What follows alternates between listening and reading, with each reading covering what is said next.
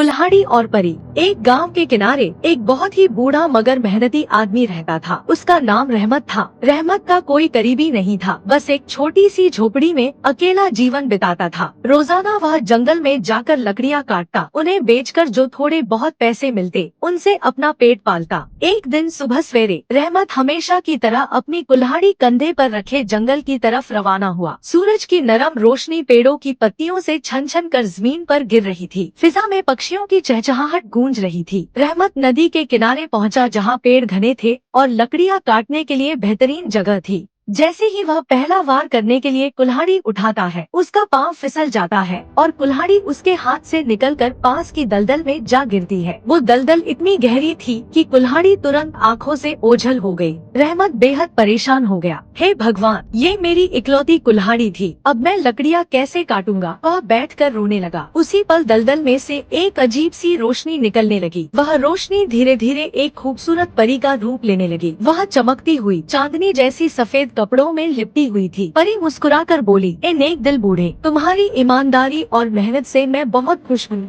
तुमने कभी किसी के साथ कोई बुरा नहीं किया, इसीलिए मैं तुम्हें 3 इच्छाएं पूरी करने का मौका दे रही हूँ। सोचो और बताओ क्या चाहते हो? रहमत हैरान भी था और खुश भी, मगर उसने जल्दीबाजी नहीं की। कुछ पल सोचने के बाद बोला, पहली इच्छा, मुझे एक नई मजबूत कुल्हाड़ी दे दो ताकि मैं फिर से काम कर सकूं। परी ने अपनी छड़ी हिलाई और चमकती हुई एक सुनहरी कुल्हाड़ी उसके हाथ में आ गई। वह इतनी हल्की और तेज थी कि रहमत की आंखें चमक उठी। परी ने पूछा, दूसरी इच्छा? रहमत ने आसमान की तरफ देखा और कहा, मेरी झोपड़ी जर्जर हो चुकी है, क्या तुम मुझे एक छोटा सा आरामदायक घर दे सकती हो? परी ने एक बार फिर अपनी छड़ी हिलाई। दूर से गांव के किनारे एक नया लकड़ी का सुंदर घर उभरता हुआ दिखाई दिया, जिसके दरवाजे पर रहमत का आशियाना लिखा था। परी मुस्कुराकर बोली, अब तीसरी और आखिरी इच्छा? रहमत कुछ देर चुप रहा, फिर बोला, मेरी आखिरी इच्छा ये है कि मेरे गाँव के सभी बूढ़े लोग जिनके बच्चे दूर जा चुके हैं, उन्हें कोई ना कोई सहारा मिले, कोई उनका ख्याल रखने वाला हो। परी ने खुश होकर कहा, तुमने अपनी आखिरी इच्छा दूसरों के लिए मांग ली,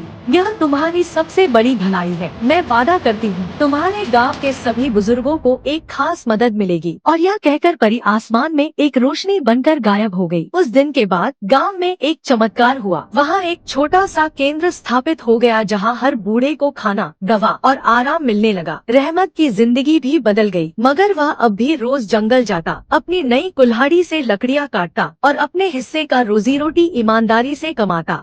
असल खुशी सिर्फ अपनी इच्छाएं पूरी करने में नहीं, बल्कि दूसरों के लिए जीने में है।